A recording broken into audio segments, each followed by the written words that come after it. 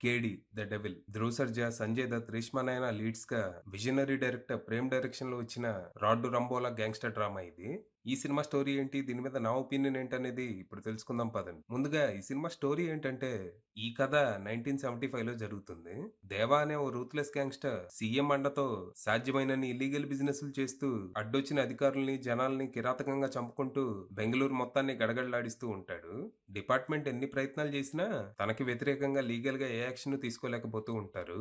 దాంతో కొంతమంది పై అధికారులు తనను ఆపడం అంటే చంపటమే మార్గం అని కొంతమంది గల్లీ రౌడీలతో ఆ ప్రయత్నాలు చేయిస్తూ ఫెయిల్ అవుతూ ఉంటారు.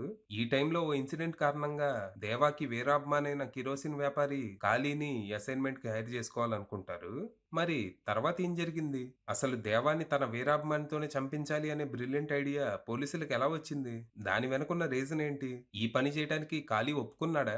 అసలు తనెవరు? తన కథేంటి? ఇంతకీ ఈ కథలో లక్ష్మి పోషించిన పాత్ర ఏంటి? చివరికి ఈ దిక్కుమాలిన కథ ఎలా ఎండ్ అయిందనేది మీ ఓపిక సహనాన్ని బట్టి మీరు సినిమా చూసి తెలుసుకోవాలి. ఇక ఈ సినిమా దీన్ని సినిమా అంటమే ఎక్కువ అనేలా ఉంది. రాయటం, తీయటం చేతకానోడికి బాధ్యతలు అప్పగిస్తే అవుట్‌పుట్ ఎంత గబ్బు గబ్బుగా ఉంటదో ఈ సినిమా చూస్తే అర్థమవుతుంది. ఒక్క రిడీమింగ్ ఫ్యాక్టర్ కూడా లేకుండా ప్రతి సీను, ప్రతి పెర్ఫార్మన్స్ ట్రోల్ చేసేవాడికి ట్రోల్ చేసుకున్నంత అనేలా ఉంటాయి. అసలా స్క్రీన్ ప్లే చదివి ప్రొడ్యూసర్ డబ్బులు ఎలా పెట్టాడో నాకు అర్థం కాలేదు. నాకు స్క్రీన్ ప్లే రాయటం రాదు. కానీ ఈ సినిమా చూసాక నాకేం తక్కువ, నేను రాయగలను అనే కాన్ఫిడెన్స్ వచ్చింది. యాక్చువల్‌గా ఈ సినిమాలో ఉన్నదాన్ని స్క్రీన్ ప్లే అని కూడా అనలేము. 90% ఫిల్లర్ ఎపిసోడ్సే ఉంటాయి. ఫస్ట్ హాఫ్ అంతా విలన్ ఎంత పవర్‌ఫుల్లో ఎస్టాబ్లిష్ చేయడానికే సరిపోతుంది. అది కూడా తను అందరిని ఎంత క్రూరంగా చంపుతున్నాడో చూడండి. తనకి పోలీసులంటే లెక్కే లేదు. He is very powerful, dangerous, నమ్మాలి మీరు అని మనల్ని కన్విన్స్ చేయడానికి విశ్వ ప్రయత్నాలు చేస్తారు. అంతే తప్ప అంతకు మించి మనం తనని చూసి భయపడటానికి ఒక్క లెజిట్ రీజన్ కూడా ఇవ్వరు. అసలు తను ఎవరు? ఎలా ఎదిగాడు? తన క్రిమినల్ నెట్వర్క్ ఏంటి? దాన్ని ఎలా రన్ చేస్తున్నాడు? ఇంత ఇన్‌ఫ్లూయెన్స్ ఎలా సంపాదించాడు? ఇలాంటివి ఏమీ టచ్ చేయరు. ఏదో 4 నరికే సీన్‌లు పెట్టి పవర్‌ఫుల్ గ్యాంగ్‌స్టర్ నమ్మాలంతే అంటారు. ఇక హీరో ఉంటాడు. One of the worst character I have seen in recent years. First half అంతా విలన్ జనాల్ని చంపుతూ ఉంటే, "అన్నా అన్నా ఏం నరుకుతున్నావన్నా? అన్నా ఎయ్ అది నువ్వు ఎయ్" అంటా ఉంటాడు. ఈ అభిమానం వెనక ఓ లఫ్డ్ కారణం ఉంటది. దీంతో పాటుగా సైడ్‌లో బ్రదర్ సెంటిమెంట్, ఓ బుడబుక్కల లవ్ ట్రాక్ నడుస్తా ఉంటాయి. ఇక్కడ హీరోయిన్ క్యారెక్టర్ ఎంత ఇరిటేటింగ్‌గా ఉంటదంటే, లొడ లొడ లొడ వాగుతానే ఉంటది. "నీ నోట్లో పేడ కొట్టా నోర్మై" అని గట్టిగా అరవాలనిపించింది. సోది మొహంది. అసలు కథేంటి, కాన్ఫ్లిక్ట్ ఏంటి అనే చిన్న హింట్ కూడా ఇవ్వకుండా ఫస్ట్ హాఫ్ అంతా క్యారెక్టర్ ఇంట్రడక్షన్‌లు, వరల్డ్ బిల్డింగ్, లఫ్డ్ బిల్డింగ్ అని టైం పాస్ చేస్తారు. ఇక ఏదో అర్థం పర్థం లేని ట్విస్ట్‌తో ఇంటర్వెల్ పడతది. అంటే అది ట్విస్టో కాదో నాకైతే తెలీదు. రవిశంకర్ గారు బేస్ వాయిస్‌లో ఏదో చెప్పగానే సైడ్ క్యారెక్టర్స్ అన్నీ అని షాక్ అవుతారు. సో మరి ట్విస్టే అనుకుంటున్నా. ఇక సెకండ్ హాఫ్ స్టార్ట్ అయిన గంటకో ఏమో ఫైనల్ గా రొటీన్ రొట్ట కాన్ఫ్లిక్ట్ పాయింట్ ని ఇంట్రడ్యూస్ చేస్తారు. ఏదో పాత చింతకాయ పచ్చడి కారణాలతో హీరోకి విలన్ కి మధ్య యుద్ధం మొదలైద్ది. అప్పటి వరకు మబ్బు మొహం వేసుకుని ఏమీ చేతగానోళ్లాగా ఉన్న హీరో భగవద్గీతలో ఏదో శ్లోకం విని ఉగ్ర రూపం ధరించి విలన్ మీద విరుచుకుపడతాడు. కానీ సినిమా అంతా మనం హీరోకి రూట్ చేయడానికి వాళ్ళు ఒక్క కారణం కూడా ఇవ్వకపోవడంతో మనం గమ్మున కూసుంటాం అంతే.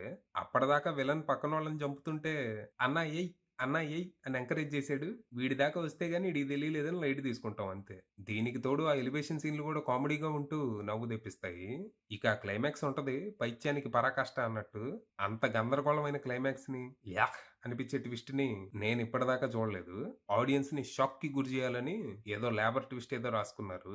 ఇక దాని తర్వాత లాస్ట్‌లో ఇంకో స్టార్ హీరోని పరిచయం చేసి కథ ఇప్పుడే మొదలైంది. అసలు యుద్ధం పార్ట్ 2లో చూడండి. 'K2 ద ఈవిల్ ఎంపైర్' అని టైటిల్ కార్డ్ ఏస్తారు. దాన్ని చూసి కడుపుబ్బా నవ్వుకుంటూ థియేటర్ నుంచి బయటకొచ్చా. ఇక పెర్ఫార్మన్స్‌ల విషయానికొస్తే పెద్దగా చెప్పుకోవడానికి ఏమీ లేదు. అందరూ కలిసికట్టుగా ఓవర్ యాక్టింగే చేశారు.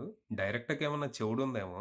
సినిమాలో క్యారెక్టర్స్ అన్నిటిని అరుస్తా మాట్లాడేలా డిజైన్ చేసుకున్నారు. భారీ స్టార్ కాస్ట్‌ని భారీగానే వేస్ట్ చేశారు. ఇక టెక్నికల్‌గా కూడా పెద్ద చెప్పుకోవడానికి ఏమీ లేదు. ప్రొడ్యూసర్స్ అయితే ఖర్చుకు వెనకాడలేదు. కానీ ఖర్చు పెట్టడం కూడా చేతకానోళ్ళని పనిలో పెట్టుకుంటే ఏం ఉపయోగం? సెట్‌లన్నీ సెట్టుల్లాగే ఉంటాయి. కథ 70స్‌లో జరుగుతది కాబట్టి వింటేజ్ లుక్ తేవటానికి బ్యాక్‌గ్రౌండ్‌లో ఓ 4 అంబాసిడర్ కార్లని, ఓ 2 డొక్కు ఎర్ర బస్సులని అటు ఇటు తిప్పుతా ఉంటారు. Vintage vibe. ఇక మ్యూజిక్ ఏమో చాలా లౌడ్‌గా ఉంటూ ఇరిటేట్ చేస్తది. ఇక డైరెక్టర్ తీసిన పెంటని ఓ షేప్‌కి తీసుకురావడానికి ఎడిటర్ బానే కష్టపడ్డాడు.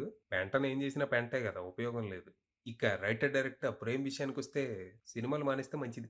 ఫైనల్‌గా చెప్పేదేంటంటే ఆల్ మూవీస్ ఆర్ సబ్జెక్టివ్. ఈ సినిమా నాకు నచ్చలేదని మీకు నచ్చకూడదని ఏమీ లేదు. నా పక్క సీట్‌లో కూర్చున్న ఇద్దరు సినిమా అంతా విజిల్స్ యేసుకుంటూ ఎంజాయ్ చేశారు. సో ఇది సినిమానో వానితో మీరే చూసి డిసైడ్ చేసుకోండి. అది విషయం.